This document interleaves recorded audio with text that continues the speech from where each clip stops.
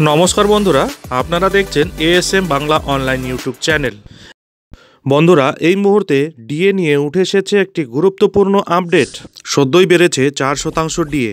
এবার আরও বড় উপহার পেতে চলেছেন সরকারি কর্মচারীরা।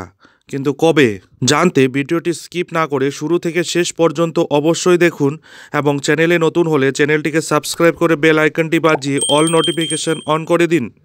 বন্ধুরা, গত বছর অর্থাৎ 2023-এ একের পর এক বড় সুখবর পেয়েছিলেন সরকারি কর্মচারীরা।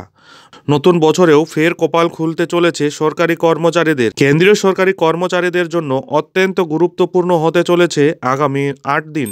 চলতি মাসের শেষ তারিখ 31 জানুয়ারিতেই বড় খবর পেতে চলেছেন তারা। বন্ধুরা, কি খবর আসছে?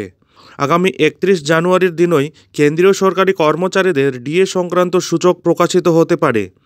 আর তারপরেই জানুয়ারিতে 2024-এ ঠিক কতটা ডিএ বাড়তে পারে সেই হিসেব সামনে আসবে।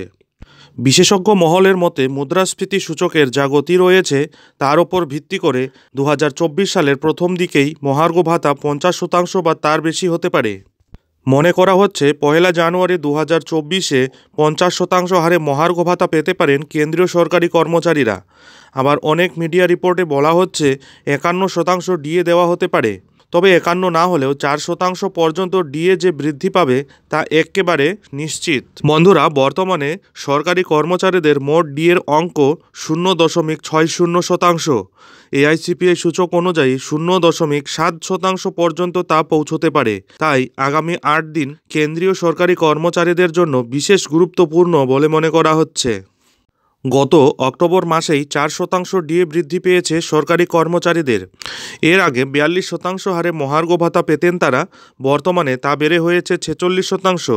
এরই মধ্যে নতুন বছরের শুরুতেই ফের একবার কেন্দ্রীয় মহার্ঘ ভাতা বাড়ার সম্ভাবনা রয়েছে বলে বিভিন্ন রিপোর্টে দাবি করা হচ্ছে। এবার মহার্ঘ ভাতা 50%-এ পৌঁছে গেলে সেই টাকার অঙ্ক কর্মীদের মূল বেতনে যোগ হবে, অর্থাৎ ডিএ শূন্য হয়ে যাবে। 50% ডিএ সরকারি কর্মচারীদের বেসিক স্যালারিতে যুক্ত হবে।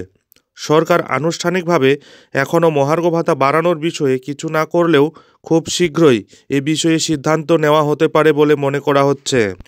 যাই হোক বন্ধুরা, এই ভিডিওটি এখন এখানেই শেষ করছি। ভিডিওটি ভালো লাগলে ভিডিওতে অতি অবশ্যই একটি লাইক দেবেন এবং বন্ধুদের মধ্যে শেয়ার করে দেবেন।